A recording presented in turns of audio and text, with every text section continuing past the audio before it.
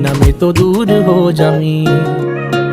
ओ सागर दियां छल्लां वांगू जिंदगी है बड़ी टेढ़ी मेढ़ी, कित्थे लैके चलीए जावे पता नहीं कुछ भी की है कहंदी। उच्चिया लम्मिया पहाड़ा वांगू दिसदी नेड़े दूर रहिंदी, जिथे कोई सार ना होवे बारिश भी है उत्थे पैंदी। देखा ना जे तैनू मेरे दिल नू साली चैन नहीं पैंदी, जो हुंदा चंगे लई हुंदा दुनिया एवें झूठी कहंदी। उड़ जांदे जद पंछी मुड़े उन्हां नू घर दी लोड़ नहीं पैंदी। ना तू किते खो जावीं, ना तू किते खो जावीं, जिवें बदलां दे ओले होया चन्न, ना मैं तो ओले हो जावीं। तू गल मेरी मन, मेरा लगना नहीं जी, लगना नहीं मन।